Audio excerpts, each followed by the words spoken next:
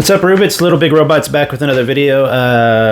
I think I'm probably set up pretty well now in my new office here for recording videos. We're going to see how it works. Today I'm just kind of doing a casual, kind of a quick little haul video and to talk about some of the local toy stores here in San Diego, but also to show you what I picked up.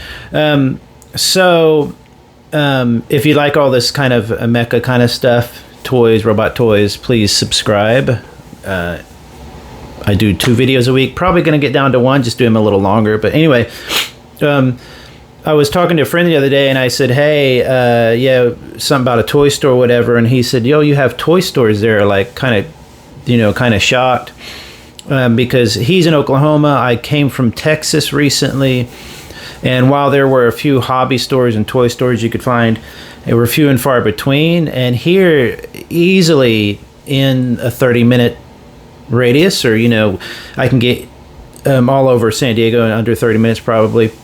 There's probably at least 30 toy stores. Now, there are some chains, like Geppetto's, if you look those up in San Diego. There are like 6 or 7 stores or in malls and stuff. They're mostly like kids' toys and stuff. I know that sounds funny, but like younger people toys, educational toys, but they do definitely have Barbie and stuff like that. There's other smaller toy stores, kind of chains like that. There's, of course, your normal hobby stores. There's a lot of gaming stores, so where you can buy board games. There's a lot of comic book stores, so it's really a good place for toys. But if you're like me, and I'm not just out to buy the standard G.I. Joe, new G.I. Joe, or He-Man, or Transformer, any of that kind of thing. If you're like me, you really have a kind of particular thing you're looking for. So you might have heard me talk about a place called Toy Addicts. I'll link all this in the description, but if you look at Toy Addicts, like as in Addicted Toy Addicts here in San Diego, it's in southern San Diego, up the highway, blah, blah, blah. It's not hard to get to at all. It's right next to a gun shop, which is always fun. When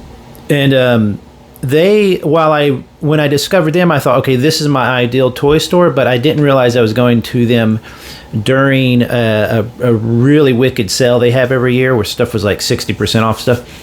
Even without that, they still have great deals, but they tend to be more a standard box toy kind of stuff. Like you'll have McFarlane figures in boxes new, and their prices are great stuff, and they do have some vintage stuff, and they do have some unboxed stuff, but mostly they're kind of a modern toy, collectible toy type place, which is fantastic if that's what you want. I definitely want that sometimes. And when they have a sale, they have a really nice sale. They had a recent event where a guy sold them an entire warehouse of toys. He was just getting rid of it. You might hear my cats running around. It's their playtime right now. And all their toys they had, all that guy's toys they had on they had like dirt cheap. I'm talking dirt cheap. So that was a cool place. Then I found a place called... Okay, my brain blanked there for a second. I had to look it up, even though it's my new favorite place.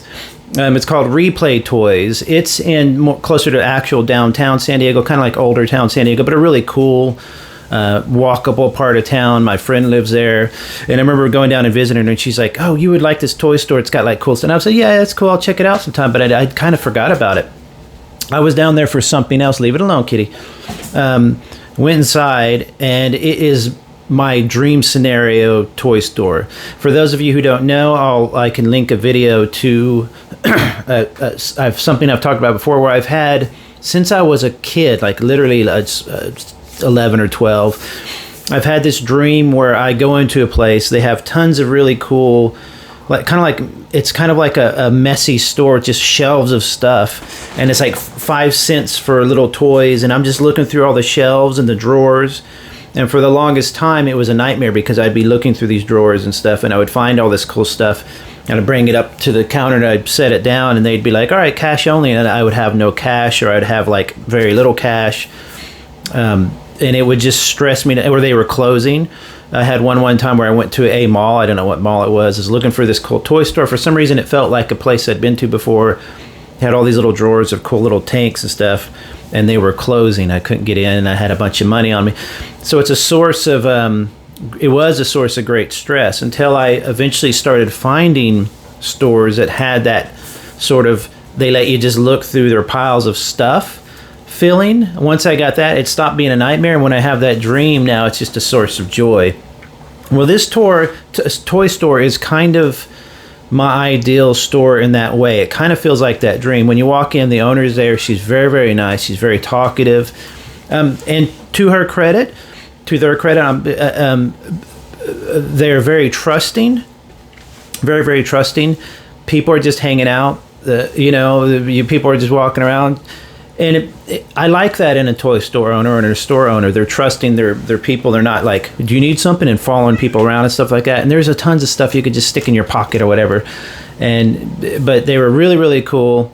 And I'm just looking around with my wife, and we were finding some cool stuff. And then I found the back corner. And in the back corner was just not piles, and it's not disorganized, but drawers and drawers of little G.I. Joe toys and stuff labeled so-and-so toys. And I started looking through it, and I see this on the top shelf. Now, for those of you, I'm going to do a screenshot. For those of you who don't know what this is a toy from 86, 89, 87. So that would have made me 13. Called Air Raiders. Air Raiders is, the gimmick was that you pumped air. You would do this, and they'd have these little tubes.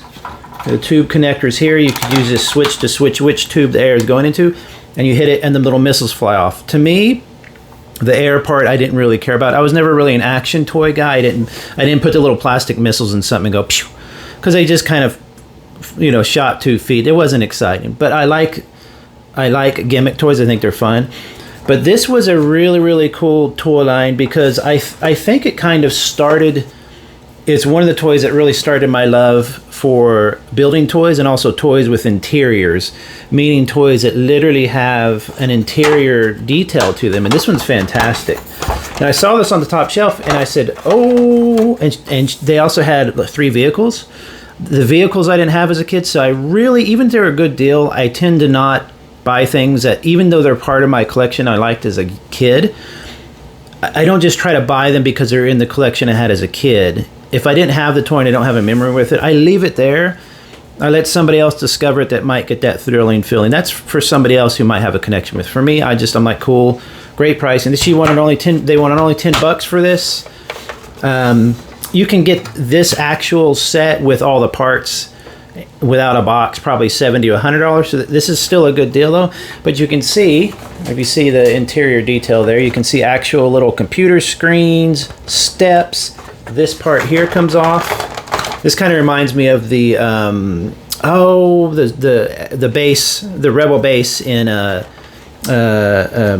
second Star Wars Return. Oh my God, what's the second Star Wars movie called? The best one ever, on Hoth, the ice planet, and all that. And remember the base? It kind of has this long cylindrical looking thing. Then you even get interior detail in there. And that, to me, when I was a kid, I was like, whoa, they could like live in there.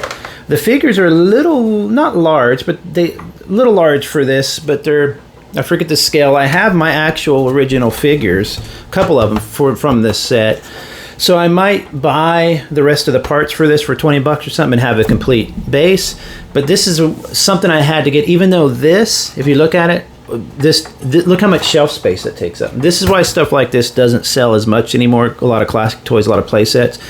You have no room for this stuff, but still, it makes it a great play set. So I'm going to definitely get some more parts for that. Now, then I saw sitting there, you might recognize this. This is I can't remember the name of it, but it's from War Planets. It's from War Planets. War Planets was a line that, I can't remember the date on it. Let's see if it has it. Oh, geez. 96? Really? So they were quite a bit later. I thought they were much earlier than that. But anyway, they were literally planets. They were built for fighting and stuff. And I'll show you some more here. Google all these. You'll really be interested in this kind of thing. I already have this set. The only thing I don't have is the box anymore. I had the box for a long time. But this one is great because it opens up. This thing can come out, grabs a planet, grabs one of the other planets, and pulls it in for destruction or deconstruction or whatever. It reminds me of that really, really horrible Peter Jackson movie, The Machines one, where the cities were on wheels. It was a really fun idea, but what I think lost it for me is the writing was horrible, yes, and stuff like that. But it was, every single bit of it was computer generated. There was no. I wish they would have used some practical effects for like the giant cities. Could you imagine? But anyway, remember the great big city swallowed the other one with the gate. That was a fun gimmick. That kind of reminds me of this, but this is before, of course. And so it has a really neat, fun gimmick. Well, I went ahead and grabbed this one. It was only $15 because I already have one. Because I want to take one, and you might see if I put this in the light. You see that the reflection there? It's showing the details on the skin of this thing, and I would love to take one and customize it, as in dry brush and stuff. The sides fold out. And when the sides fold out, I haven't done this yet. There might be some little loose parts, and these guns pop out. These guns have a little shooty thing. Again, I don't really care about it. And it lights up. So you put the batteries in here, you press the little button on the side, and then the whole thing kind of lights up. So this might be a cool extra secondary one to maybe put one of my extra lights like that. I was going to do that, put it in there and have it lit up with a planet in it. You know, stuff like that. There also has, let me show you this. This part comes off that top end there, and I believe forms, I thought this formed, yeah, it was like a ship. So you remember the Star Trek Enterprise, when it would undock, it would separate, and it would have like the saucer section or whatever as its own separate. This is kind of like that. It had a little shooty action thing here, which again, I don't care about. A lot of these old playsets will be held together with screws, not glued together or anything like that, so you can take these apart and customize them. So that was a great deal. Then I found just a bunch of these lying around, and I said, oh, well, some of these aren't really labeled and stuff. You know, do you want me to kind of organize them for you? I would honestly volunteer to work there, just out of the sheer fun of. I got a haircut. It looks really bad. The sheer fun of, or I love working through boxes of like parts. If you ever watch that channel, Toy Federation, they have a great channel where they just film people coming in and bringing in toys for sale, and they just throw them on the floor and they get on the floor like kids and start working through them. And some guy brought in just parts, and a lot of vintage and classic toy stores like parts because those parts can be the thing that's hard to find, and it's a big profit margin. So you might sell a missile for a G.I. Joe jet for, $15 or whatever. And he looked through them all, and the guy said, hey, sorry to make you do all that. And he was like, no, this stuff is really fun. And I agree. I enjoy looking through little bits of stuff. Although I'm not super organized, I am pretty organized. I'm super organized with bills and stuff like that. But as far as toys, I get a little bit, CF-y. But I love looking through little bits of stuff. So I would volunteer to do that. And stuff like this was laying there, and I said, look, I guess they did have a price on it, but they gave me a deal on a lot of this. I don't have prices on all this stuff. I have a whole bag, and they were like, hey, I'm just going to put whatever price. Is that cool? And I said, yeah, I paid them. We talked for a while. They mentioned there was maybe some other stuff, so I've got to get back up there. I don't want to buy a bunch of stuff that I don't need, but this stuff is fantastic. So this one I have never had. This is one of these smaller war planets. I don't know how it works. So it has a similar kind of gimmick where it opens up here, if you see that. I don't know what it does here. Oh, okay, so that does that. It looks like it also was hinged. So you see the hinging? So what I'll have to do is figure out how that works. Does it open on both sides? Oh, it opens in the back. See the little grabby hole? Now, I will normally have my table view cam thing open. So that, I'm going to switch back to filming that way, but for now I'm just doing it this way. So let me know if you like me filming this way or not. I can't get it open. How do you open this thing?